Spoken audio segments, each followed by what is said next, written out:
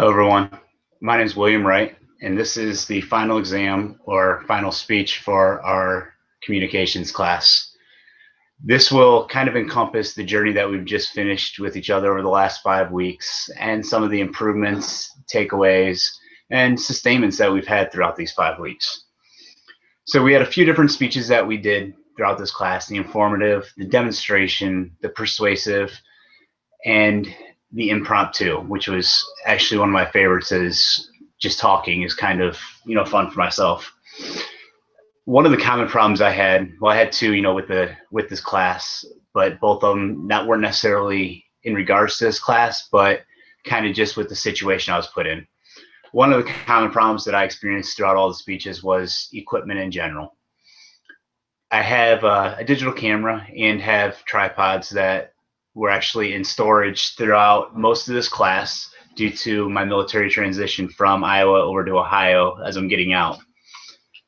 It was, not a complete disaster. I still have my webcam on my computer, which is what I've actually used.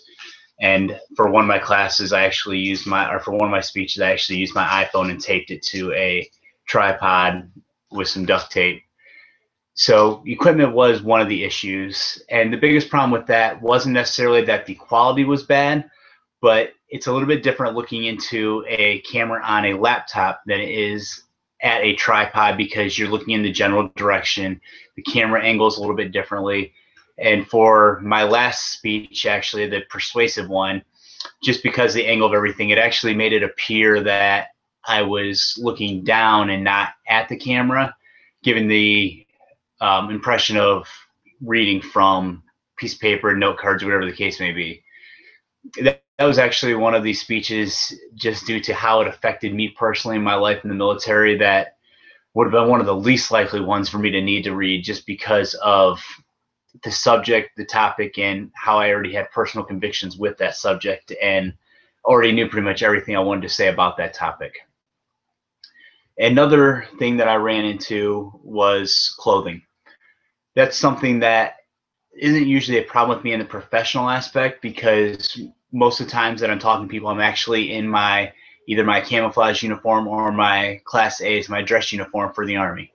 A lot of my speaking is in high schools, or at least was, over my last 3 years, was in high schools talking to a group of juniors and seniors, or sometimes, the whole high school, or talking to principals, teachers, superintendents, or other higher up civilian school board members, to where clothing was done on a professional basis and wasn't something that I did, in my own home where I felt more comfortable. The demonstration speech was also a hard one for me. I actually did it on a subject that I thoroughly love. I actually did it on cooking, and while it's something that I do, for my household, most of the days my wife will, help out with some things, or we'll go out to eat, but most of the cooking is something I really enjoy, so I did it. So when I did the demonstration speech on how to cook, all the information that I had was stuff that I had watched on TV shows, trial and error, and just many years of experience, to where I didn't actually pull up any of the reference websites that I could have used to back up the information that I already had. So that's another one that is kind of a sticking point for myself when it's a subject that I feel very confident on, very strong about, that I still need to pull up the actual references. That way other people will not just see the confidence in the subject, or the confidence in my speaking ability on a certain subject, but they'll also be able to go back, reference that subject, know that the rest of the information was valid because they can confirm some of it. So one of the questions asked during this assignment was, why is it important to consider biblical principles when speaking? Well, one verse that I really like that kind of touches on that is in Proverbs 15. A soft answer turns away wrath, but a harsh word stirs up anger. That kind of leads back to pretty much anything that we do. That could come back to our peer evaluations, it could come back to instructor criticism, or it can just come back to our everyday conversations. The beginning of that verse talking about a soft answer turns away wrath.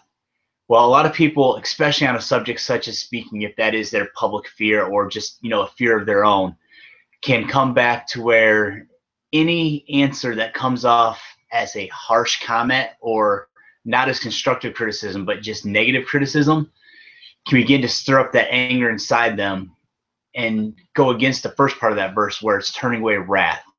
There's many ways to, speak to someone, whether it is in an evaluation setting or if we're just talking to one another as friends, colleagues, coworkers, or acquaintances, that we can give that soft answer or that tact, as you know, in the military we say, a tactfully worded, response that can still get our point across, but do it in a more loving way that shows that we're not just trying to be a dictator, just trying to rule things, but we're trying to help with the situation. So that's one thing that, it really stands out. And I try to, follow when I was doing my peer evaluations, not only, the criticisms, but also the things that I thought were done well. It's always good to know not only what you did wrong, but what you did well. That way, those things can be continued to incorporate it into future either assignments in this case, future speeches, or just future endeavors in any aspect of a person's life. If someone only takes away criticisms and they don't know that something was well, they might think that it's only bad and okay, and there wasn't good to go along with it. So it's very important that you use that soft answer or, a positive speaking part or positive notes to everything that you say. As far as some of the stuff that I learned from this class, one of the biggest things, that I will take away from is a little bit more into preparation. This class, while it is one of the ones that I needed, it could have been put off for one more class, switched around a little bit. That way I could have made sure my stuff was out of storage, that I could have had, the proper equipment for this class, and maybe could have had a few assignments that would have been a little bit more professionally put out. Also, as far as the clothing and everything else goes, speaking how-to videos, I've actually done quite a few how-to videos when the recruiting command of the Army actually purchased a secure portion of Google servers. But all those videos were done more with screen captures and didn't really require me to wear anything special because I wasn't actually on camera. So the clothing aspect would be something that I take away from this. So I'll continue to do how-to videos both for technical stuff. I love computers. That's what I'm going to school for. And I actually install hard surface flooring for a living right now as during my transition out, and hopefully it'll be something I continue to do. So possibly doing some how-to home video or home improvement videos for how to install, hardwood floors, laminate floors, and other things like that. I can possibly put a more professional spin on my appearance to give more confidence into the person watching this. I do want to thank everyone for their feedback throughout this class and our instructor for his invaluable help. Hopefully I will be able to take away from it everything that I have the desire to take away from it. And I hope everyone else has a good time with their future classes. Thank you.